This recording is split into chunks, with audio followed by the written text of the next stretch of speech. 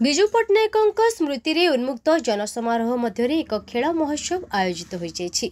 पूर्वतन विधायक विक्रम कुमार पंडा अध्यक्षतार Biju trophy volleyball tournament 2025 जनवरी 31 रु 5 फेब्रुआरी पर्यंत अनुष्ठित होइछि। एही कार्यक्रमर शेष दिवस एही क्रीड़ा अनुष्ठान रे गंजाम गजपति कंधमाल आदि जिलार कोण अनुकोणरू 16टी भिन्न भिन्न संस्थार खेलाड़ी माने अंशग्रहण करिसेंति।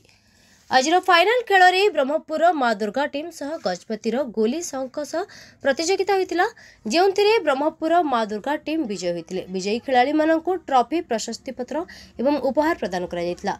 कार्यक्रम में ब्रह्मपुर पूर्वतन विधायक विक्रम कुमार पंडा मुख्य अतिथि भाव जोगदे।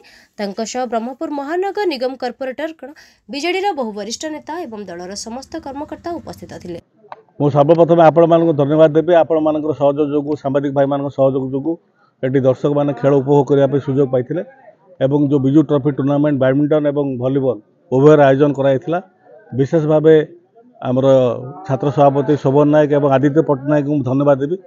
से दुई जनकर अक्लांत परिश्रम और से सहयोग करता समस्त बंधु मान धन्यवाद देवी।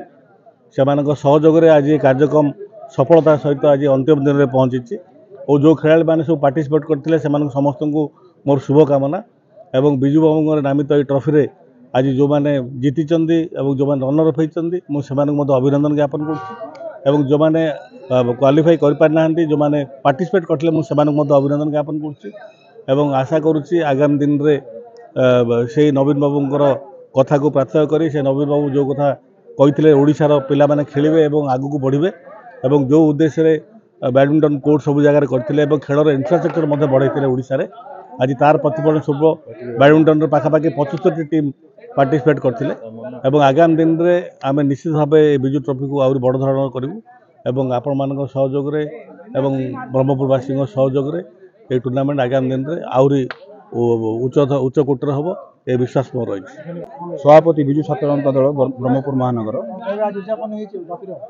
आज आपण मैंने जानी आपणकर सहयोग और दर्शक बंधु सहयोग क्रमे गत 28 तारीख दिन आम बैडमिंटन टूर्नामेंट सफलता सहित आम संपूर्ण करूँ। 31 तारीख आम वॉलीबॉल टूर्नामेंट आरंभ करूँ।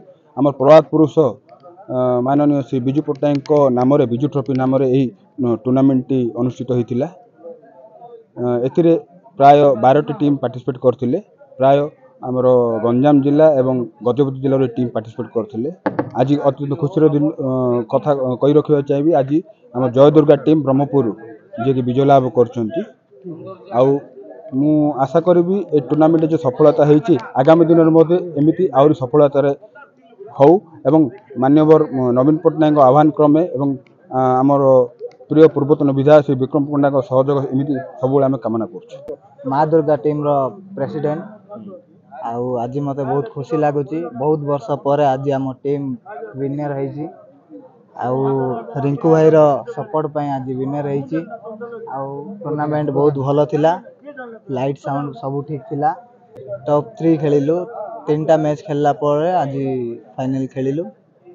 भल लागला। फाइनल का से थिला गोली 6 केंती टॉप थिला हाँ टीम प्लेयर समस्ते भल थिले